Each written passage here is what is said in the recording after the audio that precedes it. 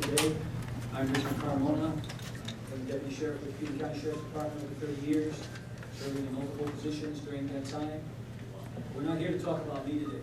This is a sad day for the Pima County Sheriff's Department, that we have to step up with our deputies, our brothers in arms from the Tucson Police Department, their association, the Tucson Police Officers Association, to talk about some of the things that you've read in the press that have embarrassed us, that have humiliated us, that have made us have to have an event like this to defend ourselves because a few have taken advantage of a great sheriff's department, which caused our morale to plummet, caused people to want to transfer and leave the agency, families disrupted because of intimidation, coercion, retaliation because they spoke the truth.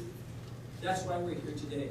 That's why the Deputy Sheriff's Association and Corrections Officers Association asked me to come forward and open this meeting to have a discussion with the public, because the public deserves to know, because we understand that we have the privilege to serve you. And we have to earn that privilege every single day.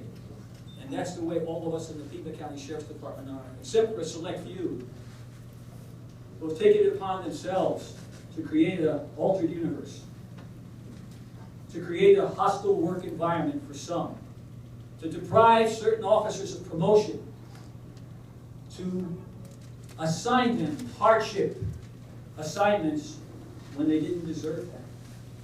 All because officers told the truth about the issues. So today I want to tell you how I became involved. I want to tell you what the general issues are. I will give that overview, and then we have membership from the Tucson Police Officers Association who have joined us in arms to speak out to the public that this is unacceptable behavior, and you, the public, need to understand what's going on. Sergeant Kevin Kavitsky, who is the head of the Pima County Sheriff's Department Deputies Association, will be representing our corrections officers as well. And I want to put this all in context for you, and at the end, I'm happy to answer any and all questions you have. This is a very, very important issue. To all of us standing here, professional officers that have the privilege to serve you, we recognize that integrity is our best tool. At a time when police officers are being questioned on how they practice, I have the confidence in my department that we provide the best care and keep your city safe and your county safe, because these officers serve selflessly. They get up every day and they do what's right for you. They put themselves in harm's way every day to care for you. And they are as offended as I am that a leader in Sheriff Nanos, Radke, and deceased Gagner Payne took it upon themselves to discredit our department, to have our morale plummet. Good officers want to leave our department now, want to retire, transfer, because it's that bad. But what they don't realize, and why you see so many people in this room today, is that leadership by intimidation never works. It fails. Historically, you'll see it all the time. Governments fail, nations fail, and departments fail when you try and coerce and intimidate people to do things that they know are illegal, immoral, unethical, and unprofessional. That's what we're faced with today. So, with that in mind, I speak from the heart, as you can see, because this is not a job. These are my family members. I have risked my life with them. They have risked their life for me. Every day we turn out, you never know what's going to happen. But I've had the privilege to work with these fine men and women. And the reason I'm here today is because many of them called over many months to say, Rich, we can't speak up. We've been told we'll be transferred. Our careers will be over unless we line up behind Sheriff Nanos, unless we look the other way when we see things that are bad being done. Broke my heart, because these are kids I was a training officer. These are kids that worked for me on a SWAT team when I was a SWAT team leader and a detective. So this is I'm not just a spokesperson. This is my family, folks. And we all speak as one, that this behavior is unacceptable. And up until today, we could only get a few people to speak to the press because they were so in fear. People telling me, I got 3 kids and a mortgage. If they make it difficult for me, I can't afford to live. I got kids in college. But today what you see is the people here are not willing to accept that type of behavior any longer. They're willing to risk their careers. They're willing to risk everything they've sacrificed for to represent us in the community, because they understand that it's intolerable to consider living under this reign of terror that has been perpetuated by Sheriff Nanos, Chief Deputy Radke, and the deceased Chief of Staff, Brad Gagnon. Now, I'll point out to you, to put this in context, Sheriff Nanos is an appointed sheriff. He's never been elected. That's a political appointment because our great sheriff before him decided to retire. His first two appointments were Chief Deputy Radke, and then they created a new position, a new political position called Chief of Staff. Never existed before. Why do you need a Chief of Staff if you have a Chief Deputy? And let me point out that that's an expensive position because you have a chief that just retired who's making retirement dollars for $100,000 or more, and now you give him another job for $100,000. That's despicable. Plus, you didn't need the position, and at a time when all of our deputies have been deprived of the pay that they were offered, that they were entitled to. And Sergeant Kubisky fought for that. And he said, no, this is not decompression. You've disadvantaged my officers. Sergeant Kubisky went toe-to-toe with Nanos and Gagnon and Radke and said, no, you're lying. The union doesn't support you. We put our lives on the line every day. And yet, what did you do? You discredit us. You tell us everything will be fine. We're making less money. And because of that, Sergeant Kubisky was put on a blacklist. Sergeant Kubisky was demoted from detective to patrol. He was sent out to a shift that wasn't desirable. And we have many cases like that are represented here that we'll go over if necessary. But I want you to make no mistake. This is not hearsay. It's not hyperbole. These are real police officers here who have been disadvantaged by this administration. And you, the people, need to know that. It is an election season, but this is not about elections. It is about an informed public being able to make a good decision at the polls when they understand who these people are. This is about police officers standing up and saying, no mas. No more corruption. No more intimidation. No more coercion. It is my privilege to come before you to speak for my officers, and you'll hear from them too. But because of the fact that they were so afraid, I was asked to get involved, which I did months ago, and I'm going to tell you how that happened. It broke my heart, as I said earlier, that they feared for their paychecks and their future. And we'll give you specific examples if you ask the question. So many months ago when I decided to get involved, I actually had a meeting with Sheriff Nanos, and I said, I can't support you.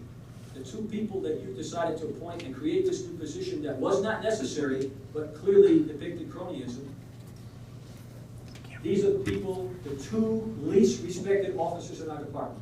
Because they have a history of retaliation, they have a history of doing things that are less than professional. I said, Chris, you need to surround yourself by officers who have great credibility in the department because your future will be defined by that because nobody knows you. This is a critical juncture in your life. And so he ignored me. And I said, then I can't support you. I will be available to my men and women in the department. They know how to reach me. I will not come to my office any longer, and I will do my work from outside because I will not support this kind of problem. And the problem grew. And eventually it came to the public's attention when the Arizona Star broke that story about Chief Deputy Radke directing one of his commanders to fire a Mexican lady who was making tacos and burritos in the cafe. Okay? Everybody loved her. Nice lady. They fired her. And the guy who was a lieutenant at the time said, why, boss? Just take care of it. So he was given an order. He said, ma'am, I'm sorry, we have to let you go. And then, all of a sudden, what happens? We have Chief Radke's niece show up and is running the cafe. And by their own admission, taking public funds to help her in that regard. No RFP, did not reach out to the blind as they were supposed to, okay? Bypassed all the rules and regulations, and this is a Chief Radke who has been in administration over a quarter of a century, has written more contracts than anybody. So you can't plead ignorance. You can't plead ignorance because you're the expert in contracts. And what we find then is a captain who gets up there, Buddy James, and says, oh, well, it was a problem, and our officers We needed to do this quickly, he said, because our officers are afraid to go to lunch in uniform on the south side. It's in the Arizona Star. Take a look. That's the most absurd thing I ever heard. I've been in the department 30 years. I mean, if we have a problem, there's 6 of us going to lunch sometimes, okay, in the same place. Not one in uniform. In fact, we are proud to be in uniform in the community because even if we eat lunch, it offers a modicum of safety to the people because they see police officers, deputies there. And then you see the string of lies that rolled out. Nanos makes a comment. Yes, I was aware about it. We had to do it because it was, good for our deputies. And then Radke comments. And his comments were the most problematic of all. He said, I had nothing to do with it. It was I gave my niece's name to the powers that be, and they made the decision. Everybody in the department, when we saw the Arizona Star article, said, that's a lie, because he was pushing this. We knew it. But none of us knew what had happened. We thought she won the RFP. We thought that they went through the process. But no. And then they opened a second cafe at the jail. And what happens there? The public health department shuts it down because they didn't even get the permits. But meanwhile, the captain slips and gives to the press that they use RICO funds. Those are restricted federal dollars.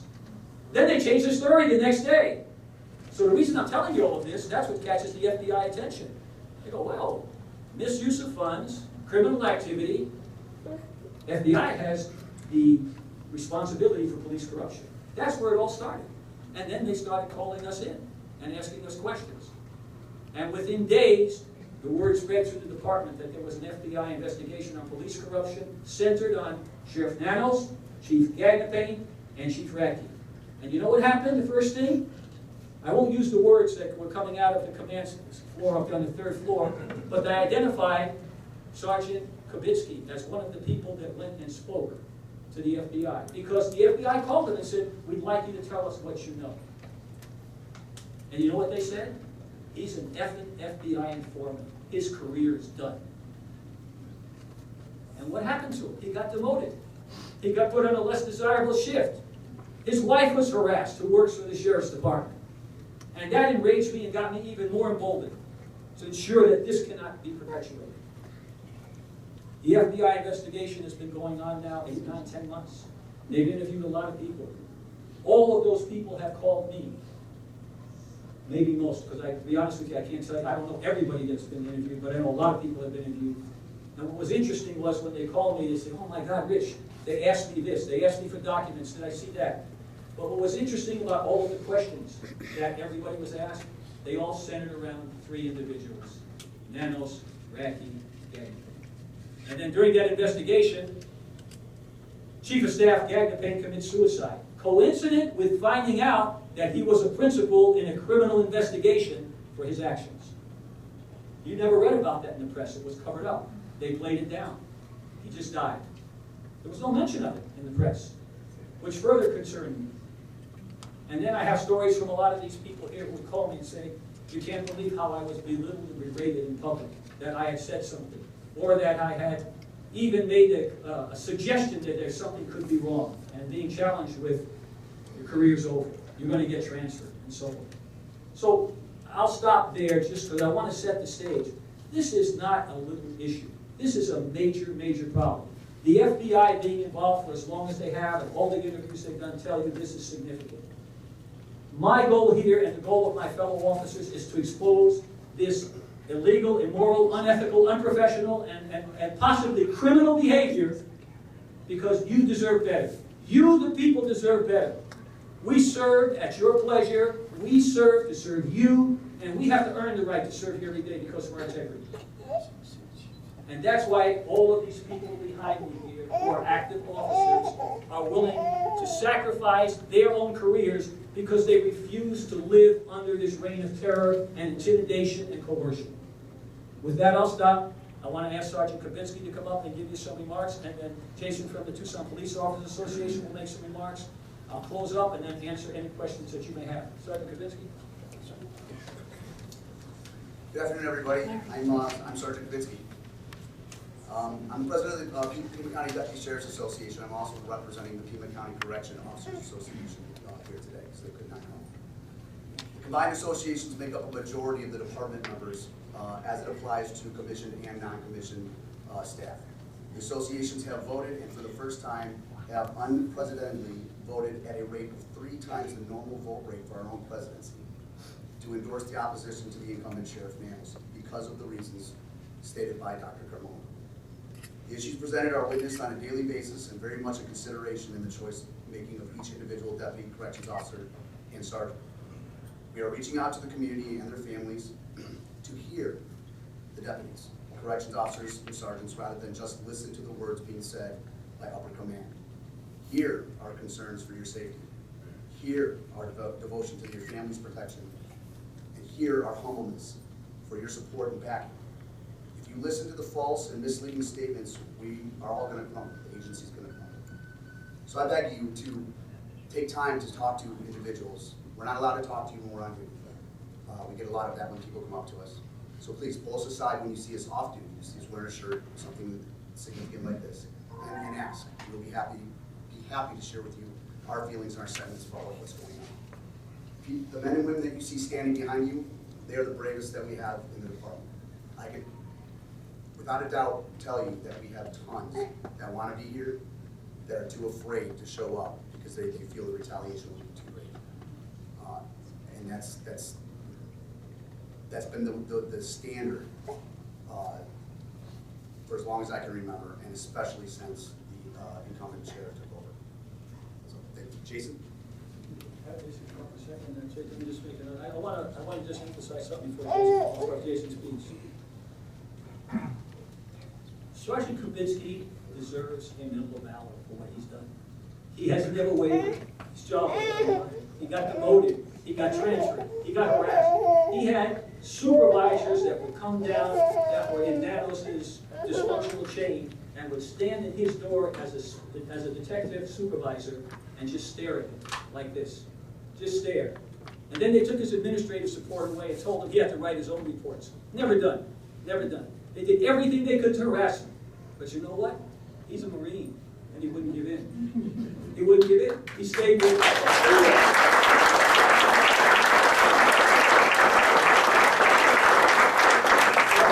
last night when I had the privilege to represent my fellow officers is that, man, I'm proud of you. I said, you know, this is as bad as, you know, going into the most high-risk environment you could possibly be in.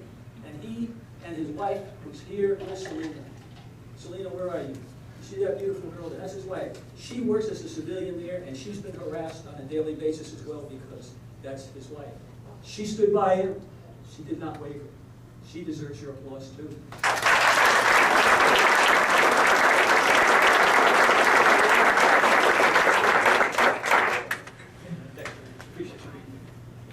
Good afternoon. I'm Roland Buchanan. I'm the president of the Tucson Police Officers Association. I'm honored and humbled to be here before you today. I was contacted by Sergeant Kubitsky many months ago, and he asked us for our support. I'm honored and humbled to be here to offer the support of the Tucson Police Officers Association to the men and women of the Pima County Sheriff's Department. Been working closely with Kevin for many months now, and again, Kevin, I just want to tell you that on behalf of the Tucson Police Officers Association, we're here to give you any assistance that you need, and we're always going to be here for our brothers and sisters of the Sheriff's Department. Thank you.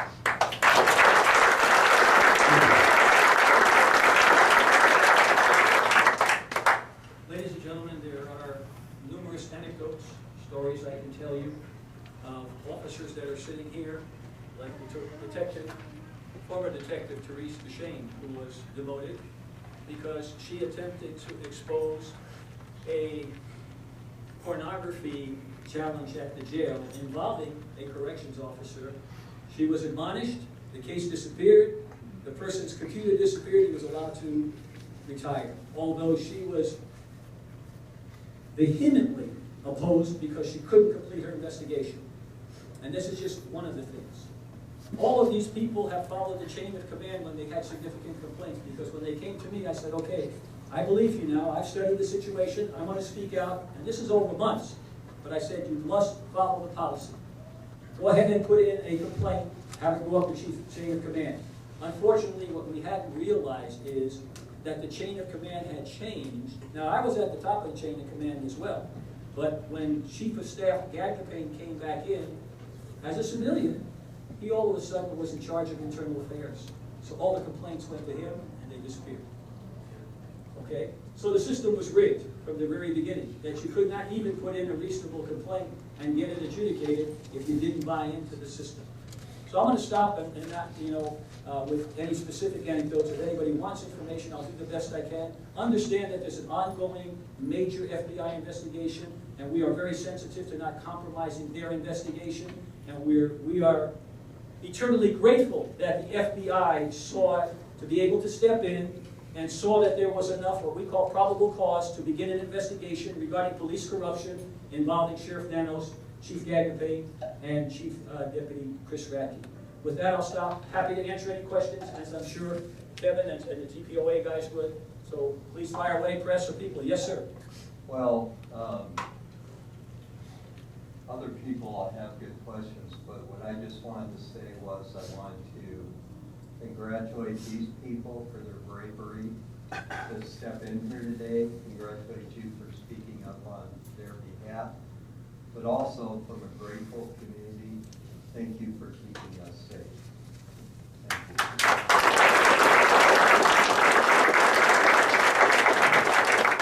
I might add, I'll get you in just a second, so I just wanted to add something.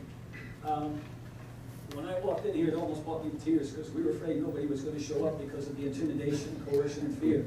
We had this conversation, what do we do if nobody comes? I know they care, but you can see they took off their uniforms, they put on their union clothes, and they basically showed up and know that retribution or harm could come to them. But you know what they realize now? That they can't cause retribution or harm or intimidation against all of us. Now you've got a whole force standing up and saying no. It's going to make it very difficult for them to do that now. Plus, Kevin is a whistleblower, I'm a whistleblower, Teresa's a whistleblower, and there's protections in being a whistleblower. Okay? I'm not worried about me. I have other jobs. Okay? I'm okay. Because you know what? I didn't forget that these are the people that I share my life with for 30 years. And they protected me and I protected them, and together we protect you. So bottom line is, we're a family, we're going to stand together, and this is intolerable. And we want to make sure that you all understand that, so that you make the appropriate decisions, so you get the leadership you deserve. Yes, sir. First, I want to thank you. Please stand. Let's all give them a round of applause. These people are brave. They deserve it.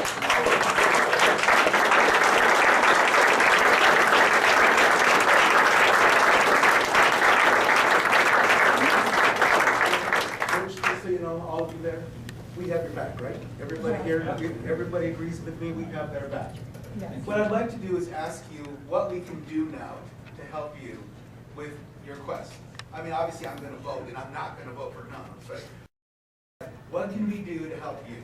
I think that this is not a political event, first of all. It is an event specifically to expose corruption in the Pima County Sheriff's Department.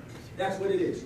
We want you to be armed. We want you to go to the polls, and you make your best decision. But they have done a very good job in covering up these and many other things that you haven't heard of. So I want you to be armed with that information. What you can do to help is spread the word. This stuff can go viral. We're fortunate to have the press here. You all have email, you have text, you got Facebook, you got Instagram. Put it out there. Tell the community what you heard. Every citizen here from Ajo up to Mount Lemon should know what's going on, so that when they do go to the ballot box, when they do their early ballots, which could be 70 or 80% of the vote, okay? The fact is that they don't know. And we know that the strategy that Nanos and Gagapay and Ratke has had is they keep, if any of you have seen Sheriff Nanos on TV, you can see why they don't want him on TV, okay? And the point is that their strategy has been to keep him below the radar, because they know that the early ballot, they vote straight Democrat, okay? And the fact is, if they can keep him high, if they can keep him hidden and stay away from all of this stuff that you heard, then he may get elected. So we decided, not politically, but as information, you all are entitled to know what's going on. So again, I want to emphasize, this is not political. We're not telling you who to vote for, but we want you to be armed with the right information when you decide to make your decision. That's the issue here. Yes, sir. Bud Foster back there. Yeah, what was the vote? 80% of the deputies from the Deputy Sheriff's Association and the correction, deputies was 80%, and the majority within the corrections officers also voted. I believe the Tucson Police Officers Association basically, what shall we call it? Well, was it no confidence for Nanos, or how did you guys come about what you said? In regards to the election? Yeah, well, not so much who to vote for, but the thing, my understanding is your membership. We chose to endorse it here.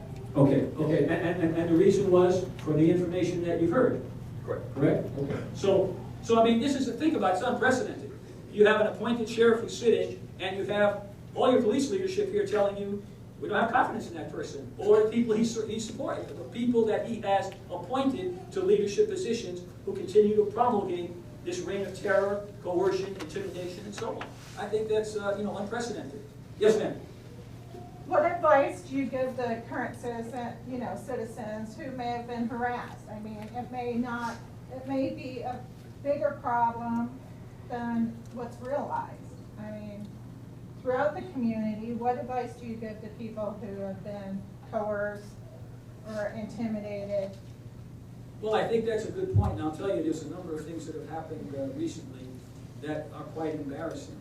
When the people lose confidence in law enforcement, then they don't go and talk to them. I have no doubt that if you stop any one of these officers here and said, I have a problem, they will sit there and talk to you. They'll take a report, they'll drive you home, they'll do whatever, because they care. They care. And we understand that it is earning your support every day that's important. So at this point, wherever you live, city or county, I'd say talk to that officer. Tell them whatever your problem is. And hopefully they will bring it up the chain of command. But you know what? This meeting today and the press being here shows the value of the so-called fourth estate. Okay? Because where information is suppressed, where people lie, it's the press that brings out these things. And we're fortunate that they're willing to report on this. And in the past, it was very difficult to get anything. One story was done on the Radke thing, and it kind of disappeared. But yet, when you look at all the stories together, what you see is a pattern of illegal, immoral, unethical, unprofessional behavior. And we are indebted to the F.B.I. for doing this investigation, and we are eager as anybody that they announce and do something about it so we can go on and be the law enforcement agency that you all expect and have learned to have. Was there any misconduct in the Gagnon death investigation? Well, that's a good question. To the best of our knowledge, yes. I've got numerous calls, as some of the folks up here did. So I'm glad you used the term death investigation. When an officer is called to the scene and there's a body on the ground with a gun, even if somebody says it was a suicide, it's a death investigation. It's not a suicide. Because you have to gather the evidence. You ask questions. You interview people who were witnesses. You find out things. You get a phone and you look at who made phone calls. You take paperwork out of the car to see was there a message there. And then when you get all that information, you can't still say anything because the medical examiner has to weigh in and say it was a suicide or it's a homicide based on forensic evidence. So if we go to this crime scene that night, and I got calls from the crime scene, from deputies and detectives that I know, that said, Rich, you can't believe this. Said, Radke and Nanos showed up here and they won't let us interview the suspects. I never heard of it. The crime log was not the way it should have been. Evidence that was in the crime scene kind of disappeared. Who are the suspects? Who are the Who are the suspects? suspects? Hold on, I'm not done. I'm not done yet. I call them suspects, not that they were guilty, but they were people that you had to interview, okay? You show up on the scene, there's a body. A man over here says, well, I was holding a gun and I gave it to him. A lady over there, who happens to be a wife, says, we had an argument. Don't you think that's material in an investigation as it relates to a death at a scene? That's Detective 101. Your CID, if I had conducted that crime scene as a detective like they did, I would have been fired and maybe brought up on criminal charges because they broke the chain of evidence. And this is not me. This is a detective at the scene saying they wouldn't let me do this, and they reported to us that they corrupted it. Now, when you look at it, you say, well, why would that happen? Why would this guy in the department they refer to now as the enforcer, okay? And that's a guy named Joe Cameron. He's a lieutenant, and he has become the driver for Radke, and he goes out at night, he campaigns for him in uniform, and does a lot of things he isn't supposed to do, and they tolerate him. He went and picked up Radke, and they came code 3 to the crime scene. He picked up Nanos, and then Radke came to the crime scene. So why would you have a sheriff? Why would you have a sheriff? Why would you have a chief deputy at a crime scene telling detectives not to do things that they're supposed to do, and what they call bagging and tagging all the evidence and putting it into the appropriate chain of custody? All of that was violated. And so, when you look at it, if I'm a detective and I'm investigating, I'm saying, so let me understand this. Gagnapane was one of the three. Nanos was appointed sheriff. He appointed those two guys. One committed suicide. They just found out there's a federal investigation on police corruption involving them, and they're disrupting the crime scene. Gee, is it a coincidence? I mean, ask detectives. How many times does a chief and a chief deputy show up and give you directions in a crime scene? So that's what happened, okay? And that's not me. I want you to understand. I am the voice for many officers who have spoken to me, and we gave all the information to the appropriate authorities. But we were all in trouble, including the deputies and the detectives at the scene who could not do their job. Other questions? Let me get the press for a second. You just hang on. I'll come right with you. You see, he had his hand up before. Go ahead, please. Has the association publicly called for the resignation of the sheriff and the senior staff? And have they gone to the Board of Supervisors since he was appointed? Can they unappoint him? What was that comment? Somebody said, don't go there. I think, you know, we're still in the infancy in this, and I can't speak for the association, but what I can say is, based on the vote that you've heard of, which is unprecedented from corrections officers, from deputy sheriffs, and the Tucson Police Officers Association, this has never happened before. You have pretty much, it's a vote of no confidence. They basically say, we don't trust this guy, okay? And so, I mean, that is unprecedented. It's never happened in the history of our community. And I think that's the message that the public has to realize. It's not a few disgruntled employees, which is what somebody told me. I said, no, in fact, you probably have a few employees that are supportive. You see hundreds that are saying, no, no mas, that's it. Yes, sir, go ahead. The investigation up in Marana with the mansion break-ins and all. Yes, happy to speak about that. It was really ugly what I read in the paper and saw on TV. Did he really stop the investigation? Well, let me tell you what was conveyed to me by senior commanders who were there at the time around Sheriff Nanos. It's partially true what you probably heard. I don't remember the whole story, but I can tell you that this was a joint task force investigation of youngsters who were breaking into homes and partying and destroying property. So this was big stuff. It was a felony.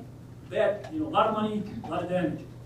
Detectives identified a lot of youngsters and are ready to bring them into custody.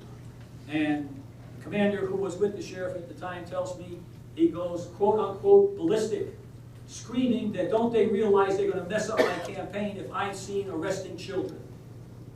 So he said, stop the investigation.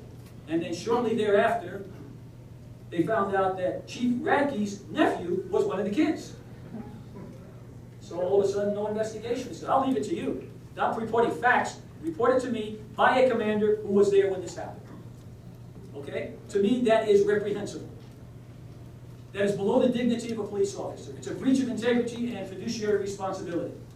You have to let the chips fall where they may. And if they're good kids and they make a mistake, you slap them on the hands, that's fine. Okay? But unless you do an investigation, you don't know. So that decision let the public down. And what it further does is to breed distrust in the public when they see their officers at the senior level. But I will tell you that if any of these officers behind me were faced with that, that would have never happened. Because they understand their duty to you.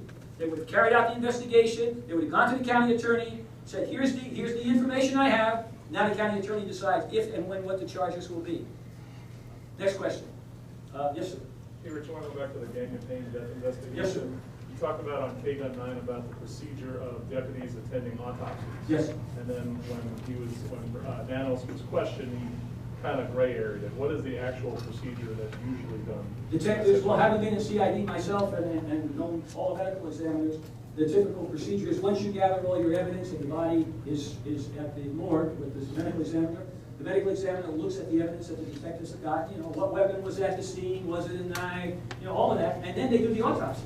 And they make sure that it was indeed a suicide. So for instance, you get on the scene and somebody says, oh, it was a suicide. Maybe, but what if the medical examiner does an autopsy and says, gee, the round was fired from 15 feet away? Could have been a suicide. Now, if you don't do the investigation, you don't know that. So I don't know how you can make a determination at the scene without an investigation that it was a suicide. And that's what came out right away when any of the guys here, any detectives will tell you, no, this is a death investigation until I know it's a suicide. Okay? It could be a homicide. So that's a problem. Detectives always go to the autopsy, or at a minimum, talk to the medical examiner. Because you can't close your case until the medical examiner validates, yes, in fact, your evidence and my autopsy suggests that this was the cause of death. Now you can close the case as a suicide or homicide. That's the way it's done. That's routine. Which sheriffs were at the autopsy, do you know? Any of the I was told that they were prohibited from going to the autopsy. So I have no information about the autopsy except that one of the scene said that they were prohibited from attending an autopsy. After that, I don't know what happened. And that's, I've never heard, even in, famous people, you go to the autopsy, This doesn't make any sense, unless you're trying to hide something. Should deputies have served a warrant on Gagnafin's home? Well, there's two ways to go about that. I don't want to get too much into the legalities of anything. In general, not just there, when you show up at a scene, you ask for a voluntary search. Ma'am, I'm here, I'm investigating a death here on the street. Can I talk to you? And then if you have reason to ask for a search, it's always easier to get a voluntary search. And people who are innocent, they go, sure, you can search my house, it's okay. If they say, no, I don't want you to, and then I have reason to believe that there are fruits of a crime within this house, then I go to the county attorney and I say, can I get, or to the judge and say, can I get a warrant to search? That's the usual procedure. I have no knowledge of what was done there, except detectives said they were not allowed to discuss or interview, as they normally would, the two people that were most closely related to this death. Yes, sir. I'm a retired lieutenant from a large agency in California. Yes, sir. And I would like to volunteer my 7.1 million clicks a day social media network for free. Thank you. For any word that you want to get out there on a continuing basis from now until the election. Kevin, don't let it go without.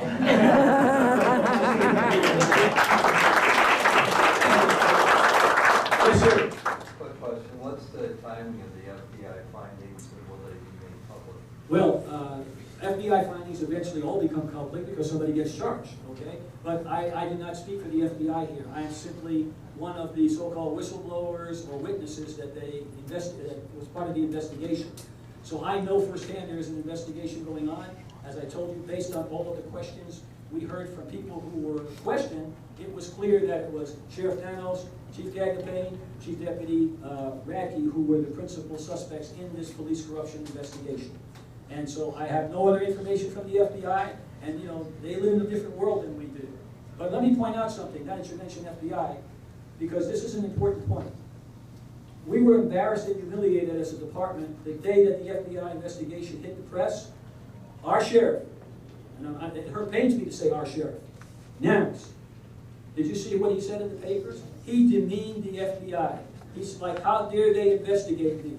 And he said they should be out chasing terrorists. And you know what he said to the senior agent here?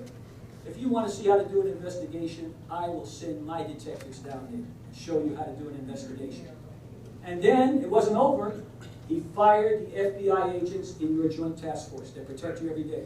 We work, the Tucson Police Department, the Sheriff's Department, other agencies work in joint task forces involving crimes that might be local, state, or federal. And the FBI is a great partner, and the Marshal Service and ATF, because they have access to information we don't, especially living on the border with all kinds of complex crimes. So because he is offended and retaliates, he fires the FBI agents. And I'm like, how could you do that? That's, it's the most asinine thing. You are depriving the public now of the protection that they deserve. So now when our officers need to get federal information that they don't have access to, they got to be like a citizen. Call somebody downtown and try and get information because of a sheriff who couldn't control his temper, retaliates against an FBI agency that is doing their legal duty to investigate police corruption. Another example. So thank you for reminding me. Yes, sir. Do you know for a fact there was an autopsy on Gagnapane?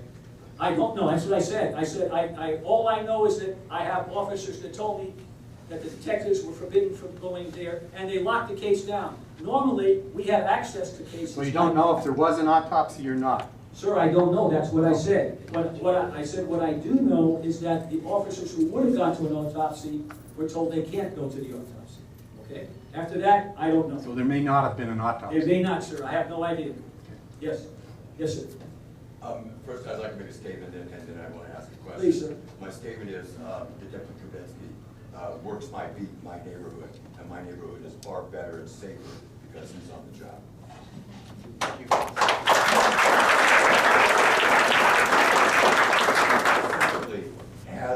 County Attorney made any actions proactive or reactive to what is happening with Sheriff Nanos and administration? To my knowledge, no, sir.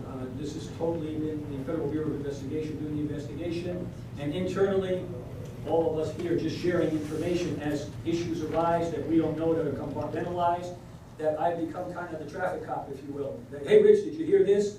And then I pass it on to the appropriate authorities, or I'll, mentor counsel. And again, I want to put it in perspective. I don't want it to sound like all of a sudden I'm out of the blue, people call me. The officers here will tell you, we've been friends for 30 years. We've worked together. They call me when their kids get sick. They call me when somebody gets hurt. They call me at their scenes when they need things. I've seen them in training. And so, I'm just part of their family and they're part of my family. So the fact that they reached out to me because I have a position that's a little different, one of leadership and some credibility, that maybe I could be a vehicle to tell their story, it really isn't unusual, because in the 30-year history with them, we talk all the time. In fact, I can tell you, when I was Surgeon General of the United States, there wasn't a week that went by that I was not in communication with my family here in Tucson on all kinds of issues, police or otherwise. And when they came to Washington, they'd always come to visit me, get the White House tour. And so, but I mean, I'm just saying it's a family. It's just, we care for each other, and we care about the privilege we have to serve you. That's why we're here. Yes, sir, go ahead. I retired 22 years ago from the Sheriff's Department. And I've noticed there are several retirees here tonight, or this afternoon, that are, maybe our hair is colored a little different, maybe there's no hair at all, but. Careful. I just want to say, I've asked myself, and I've had people ask me, you've been gone a long time, why do you even care? And I poured my heart and soul into that department for 20 years. And when I left in 1994, we were recognized as one of the top agencies in the United States. I could not have been more proud of the agency I served. And why does it bother me? I lost friends in the line of duty that were shot and killed. That part of my job, the pride I took in that job, will always stay with me. I just want to know that all of you guys are still with us. We got your back. Thank you. Please give your name so that everybody knows who you. Steve Gardner. And I had the privilege to work with Steve for many years too. An honorable, fine public servant. Thank you, Steve, for coming in. I'd like to thank the other retirees who are here, and if they feel they'd like to speak, that would be great, but I just want to thank them for being here because they had no reason to come other than like Steve. It's part of the family. It never goes away. Valerie. This is for I'm sorry. Tucson Police Association. Yes. I have a question. Yes. You said that you're here publicly to support the deputies Yes, ma'am. in the Pima County Sheriff's Department. Obviously, you work very closely with the Sheriff's Department. If you can just expound a little bit on what you perceive are, and what maybe your department has experienced with the Pima County Sheriff's Department senior lead. I can't speak on that at this point. That'd be a question for our command staff, but we're just here to show our support for Pima County Sheriff's Deputies Association. I'd rather not comment on that at this time, ma'am, sorry. Let me, Valerie, if I just might say something, I mean, maybe with 30 years of service or more over that, we have, at least at the ground level, when we're working, we have a great relationship with Tucson Police Department. In fact, when I was a SWAT team leader, we used to train with them all the time. They do a month, we do a month, we share information, we share tactics, we share just any little learning we had, because we recognize that it's not about us, it's about us being better to protect you and take care of you. That's what it's about. So I think that what you see here with the TPOA here with our guys is that it's a family. We all understand we have to work together. When things are bad and we run out of resources, these are the guys we call. And when they need some help, they call us. In fact, our SWAT teams used to cover each other.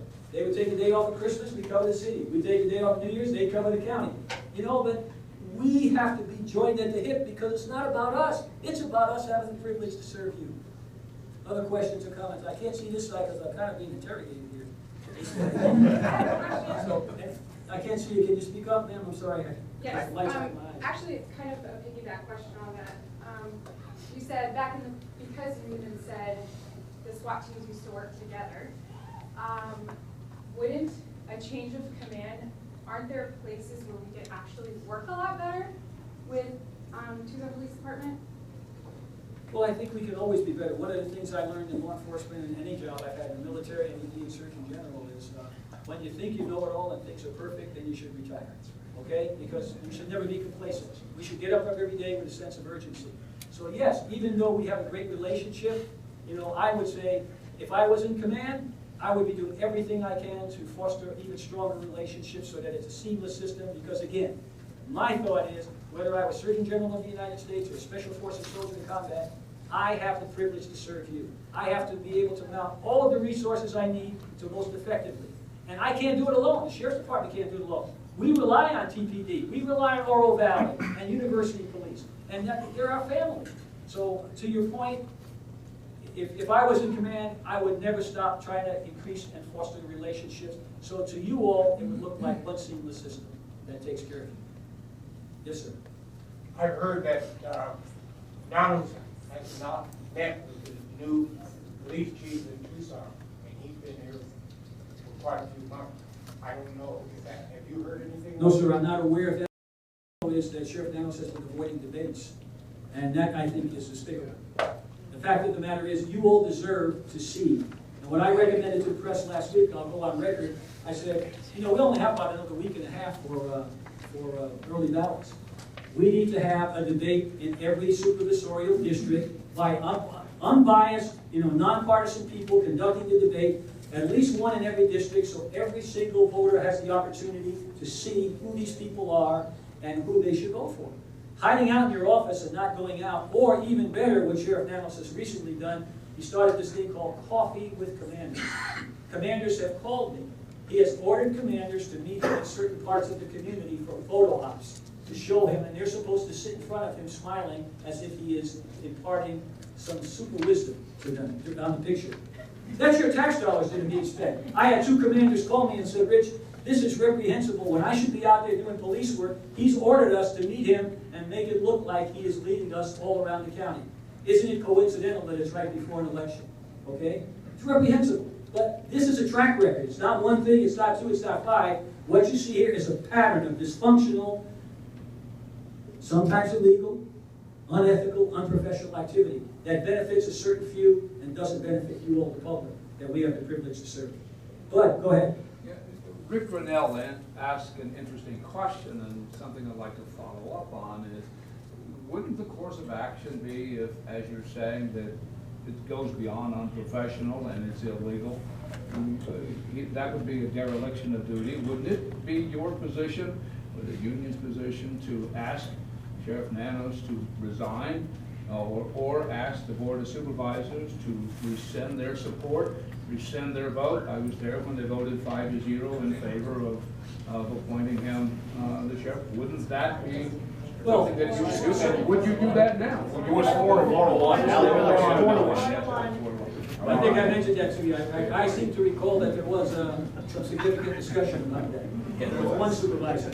Well, but I think it's a reasonable alternative, but I can't speak for the union. If either TPOA or Kevin, please go ahead. Thanks for that question.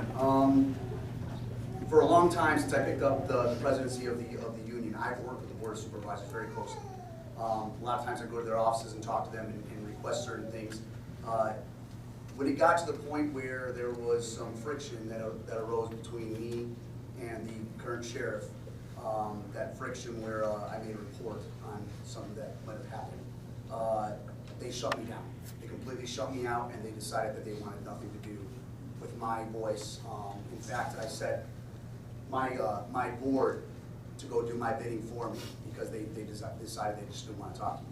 It became very clear and transparent to us that they were not going to listen or even consider anything that we had to say, with the exception of one board member. So, but I think it's a reasonable thought anyway. If we can execute on it, I don't know. I mean, I think that all of us are hoping for a swift announcement from the F.B.I. so that we can get on with our lives. We are very confident that there's enough information there that it might cause the system to be righted again, so we can return to the, honorable, that Gardner just spoke about, the department we were proud of every single day. And then right now, most of us are embarrassed, humiliated on a daily basis by a sheriff who can't control his temper, who has outbursts. And I could go on. It's just, I'm very saddened being up here before you, having to speak with my fellow officers. This is reprehensible, and the public deserves better than this. So, to answer one of the questions earlier, what can you do? Don't go home and just talk about it with your wife or your husband. Get on the internet, put it out there, post stuff, go on Facebook, talk to those reporters in the back, let them know your stories. We need to change, and these officers have put their careers on the line for you right now. You owe them the opportunity to support them, and make sure that no more cover-ups are happening. Make sure that you understand fully what is going on, especially before you cast your vote, whichever vote may be. Because again, this is not about politics. It's about exposing corrupt activities within the Pima County Sheriff's Department that are promulgated or sanctioned by Sheriff Nanos, by Chief Deputy Radke, and previously by Chief of Staff Gagnon. Other questions? Yes, sir. Yesterday when this article broke, I believe I read, it seemed to me anyway, like Sheriff Nanos threw the county attorney under the bus, stating that she had told him that these expenditures that were going on were all approved through her. Yes. But we're also finding out that the money was moved into SAV, and that SAV checks were written. Can you enlighten us more on? Well, it's an interesting point you make, because if you were honestly spending money, why would you hide it in another account? Okay? And then when you got exposed by your captain, who made a dumb statement that it was RICO funds, and then he retracted it, but then they moved money back in the account. If it's honest, why are you doing that? Why aren't you just taking the money out of the account and paying for whatever it is? So that's beyond the scope of my discussion. That's part of an FBI investigation. But certainly the question you raised, all of us have raised. Why would you do it that way unless you were trying to hide something? And really that's one of the issues that's important. But since I have no knowledge of that, that's part of an investigation. That's as much as I can say.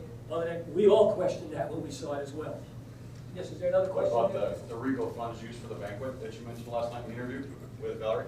The allegation is so, and I don't want to go into the specifics of because part of this is material to a federal investigation, but there's evidence that yes, that is the case, that some very high amount of money was used for things, not only a banquet, but things that they were not prescribed by law. RICO funds can only be used for certain things, and they're prescribed in law. If you violate that, that actually is a crime. Okay, so again, I'm not going to speak to those specific issues, but that's something that's been in the press, so I'm not saying anything that isn't public knowledge already, and it's something that concerns all of us in the department. Is there other questions or comments from the public or the press? If not, I would ask if any of our officers who are out there that didn't get behind us would like to say something, or any of the officers behind me. I know that you guys have taken on a lot because of the environment of fear and intimidation and harassment that occurs. And I look at all of you and I see so many guys here that have been disadvantaged because they simply told the truth. Any of you want to say anything? I'm happy to give you. Kevin, of course you, but anybody else? I want to make sure. Let me say something. Again. I want to say something. If he didn't do what he did, we wouldn't be here today. The community owes him a debt of gratitude, and his wife, because they came to me crying. They were in pain. They were being divided, and he refused to bow to the lack of integrity.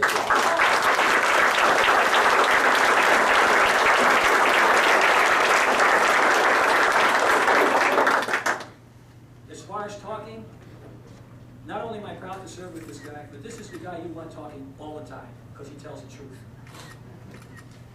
Thank you. Just to give you an idea of kind of the retaliation that goes on, and something that I wanted to point out, and I want to make everybody aware of, and this is a fact. I'm speaking to you as the president of the association. Doc has been a deputy in the Sheriff's Department for over 30 years. Yes, sir. He's also been listed as the department's surgeon. He's had an office in the building. He's always been on our organizational chart. He's always been second on that organizational chart, equal to the chief deputy. Recently, after what has started to happen, he's been removed from the organizational chart. He has also been taken off the ability to qualify with his firearm, which is how we keep our post certification and we keep our ability to be a police officer. He's also been removed from being able to enter the building. So if you don't believe that retaliation doesn't happen, here it is at the highest level that it could possibly happen because they're upset. So I'll leave you with that. Doc, if you want to close. I wasn't gonna say that, Kevin. Well, because it's not about me. I have the privilege, just a second. I have the privilege to work with these great men and women. It's not about me. I just have a position that allows me to maybe give more credibility to the discussion where they've been extinguished just because, as they said, you're a deputy, nobody's gonna listen to you. Well, I wanna give them a voice because they deserve to be heard. And the other thing that I will tell you, since Kevin brought it up, I got a call from a very senior officer the other day who was in the office when, and I'm not giving his name because he's under a lot of pressure right now because of statements he made to the F.B.I. which were truthful. He called me and he said, Rich, I found out that your name was taken off the command staff. Your name was taken off all of these other places.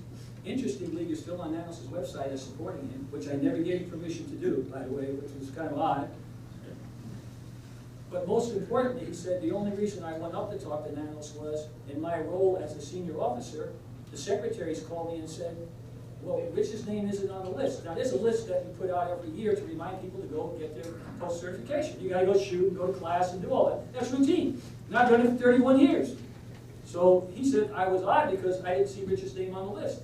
So he went up and spoke to Nanos and said, you know, boss, is there anything going on? I mean, I think they made a mistake. Rich's name is here. Well, after a number of four-letter word expletives and telling him he never wants to hear my name said in the office, he said, the day after I'm elected, he's getting fired. Okay? That's the leader you have. So with that, if there's no other questions, I want to make sure that, you know, I've satisfied you all that this is a significant, oh, wait a second, we have Jim Gember back there. Wait, let me tell you, one of the finest homicide detectives I've ever worked with when I was in CID, and he broke a very famous case that you all, the explosion that happened up in Mount Oklahoma many years ago. This is a detective. He tracked that case for 10 years and finally made the arrest on the perpetrators. So he's an awesome detective. Actually, Retired. It just documents that I work slowly. You guys, some people brought up a very important question. They said, what can we do? And the simple answer is ask questions. And don't take no for an answer. Don't take we're busy and we can't address your question. And don't accept the answer you get at face value. Go to somebody like Sergeant Kavitsky, who can reach out to people that are experts in that area, you know, who can then say, well, yeah, that sounds really professional, the answer you got from the current administration. But in reality, in my experience for 25 years, this is how we do things. Because they're going to give you a very smooth, very confident answer. You don't have to accept that. Go to another source and find out if what you're being told is correct. Thank you, Jim. Was there another comment down this side? Yes, ma'am. Is this going to be aired anywhere where we can watch the whole thing and possibly share it on Facebook? And can we ask questions of Nanos on Facebook? Like, well, don't expect an answer, but I mean, ma'am, what I said was, here's what I suggested, and I actually, when the press asked me in the last few days, I've become very popular on this issue. But I said to the press, this is not about me. It's about the public needing to be informed.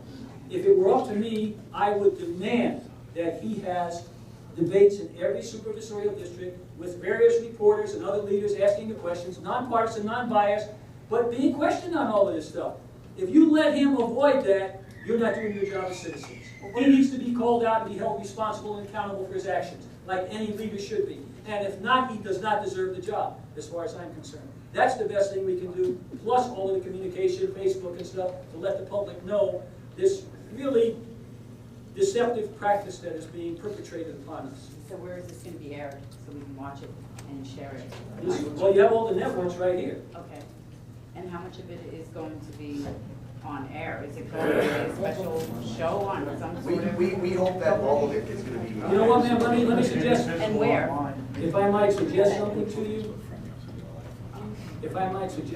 you, ma'am, if you want more of this on air, the more you call all of the stations that are here, those managers will make sure it's on air, okay? Because it's a ratings time around about now, as I think, Bud. And so the fact of the matter is, they will respond to the public's request for more information, and these reporters then will be freed up to go out and do more stories and do more stuff, just like Valerie has done, because she took a chance. She listened to our deputies, and it was pushback, and Nanos told her, it's nothing, you're wasting your time, you're just messing with me, it's political. And as to Jim Gamber's point, she said, you know what, I think there's more here, I want to ask some more questions. And she kept bringing people in, and she kept doing more. She's been up, she's called me at midnight, she's called me early in the morning. We connected her to the right people, so it's not me, I'm only just a spokesperson, I have some knowledge.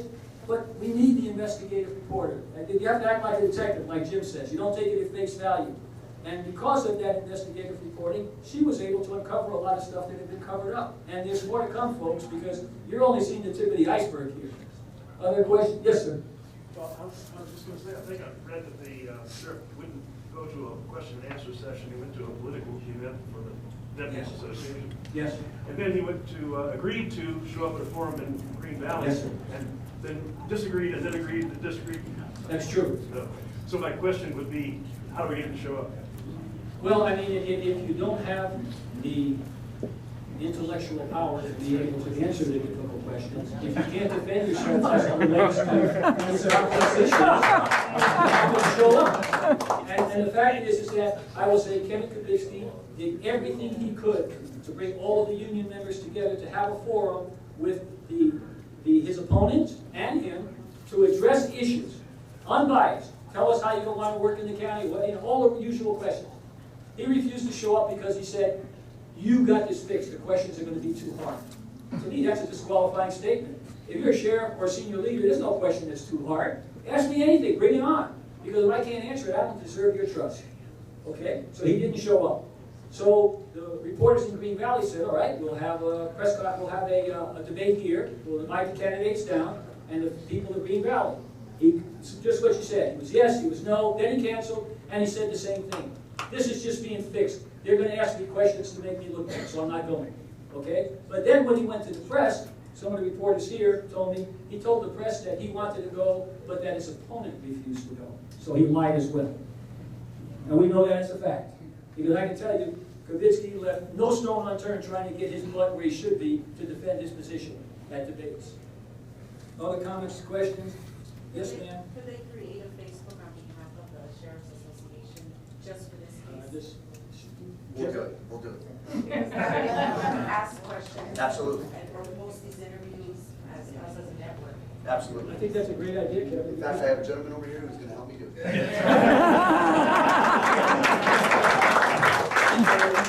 Ladies and gentlemen, are there any other, I want to make sure I let everybody say their piece. Yes, ma'am. Because I find it odd that on his Facebook, last Friday, I was at a women's convention on the Televisión en Lima National Network, and I represent here in Arizona, and he posted on his Facebook, he received a community award from the F.B.I. here in Tucson. Yep. That's just our- Well, he did, but let's put it in perspective. That was a long time. These awards, you plan for them. They weren't aware of this at the time, okay? So he got an award. That's terrific. But just like on his TV interviews where he tries to do character assassination, and let's stick to the facts. You've been accused of A, B, C, and D. You tell me, did you do it or not? Okay? And he's been dancing around that. You can't give him. Talk to any of the reporters who have interviewed him. It's a disgrace. He should be able to stand up. And in fact, why run away from the press? If you have nothing to hide, and I was a sheriff, I'd be demanding that we had a press conference so I could clear my name and answer the issues. Think about that. Think about a union that's unprecedented, where the majority of the officers have voted that they don't want that person there. In effect, it's a vote of no confidence for the leadership because of all of the things we told you. This is just terrible. It's an embarrassment. These guys and girls want to put this behind them so we can move on and be the department that we once were, like Gardner said. You know, we were proud every day that, you know, we loved our department. People recognized us nationally. Our officers taught all around the country. Now we're kind of going around almost in a field position because we're worried about this intolerance, this intimidation, this harassment, and just hoping it will end soon. This affects your public safety, folks. It affects your public safety. You deserve better. Anything else? Carmona. Yes, sir. In reference to her question, aren't you being recognized this year by the Tucson Hispanic Chamber as Man of the Year, or something to that effect? And didn't the sheriff just basically remove you from service? I mean, you want to give him credit for getting LULAC award? Let's give him credit for crapping all over the guy of the year. You're here. Well, I don't quite feel defecated on.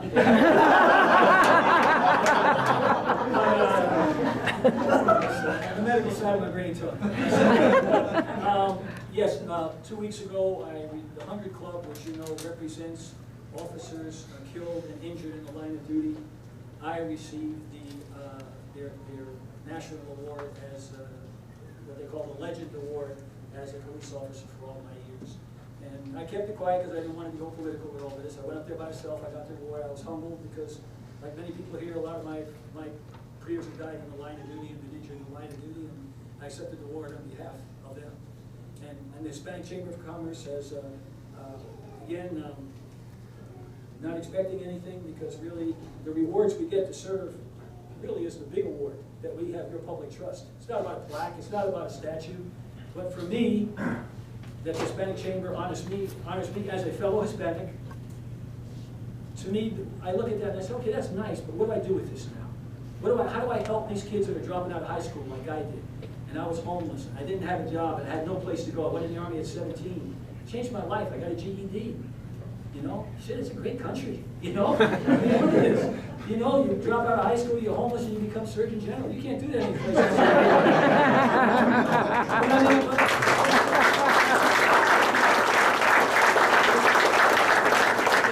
It's not about me. It's about what can I do with these awards and recognition to inspire youngsters in our community to stay in school, to get an education, to become police officers, to serve your community. That's what it's about. It's not about another plaque on the wall. It's about leveraging this to do community good. So, you know, ever since I've been here, I mean, I love being in this community because I love when I was on the Arizona-Mexico Commission, and going down and doing training police officers in Mexico, training doctors in Mexico, building the trauma center here over the years, being on the SWAT team, doing rescues, you know, Mount Graham, all that stuff. I love it because you get to serve. I mean, there's a high in serving, you know, and they all feel it too. You know, every day is kind of a boring day, you know, most of the time, but then the tones go off and something bad happens, okay? And then you got a second to put yourself between good and bad to protect the citizens that we have the privilege to serve. And they do it every single day, anonymously, quietly, and we deserve to give these great officers our support. So I beg you, I plead with you, don't let this just end in a coffee table conversation tonight. Tell the folks, get out there, talk to the press, talk to all these reporters and tell them you want more stories. Tell them you want to speak to all of these officers who have personal stories to tell of intimidation, retaliation, corruption, so that you all can be informed and make the right decisions as we move forward. Thank you all very much.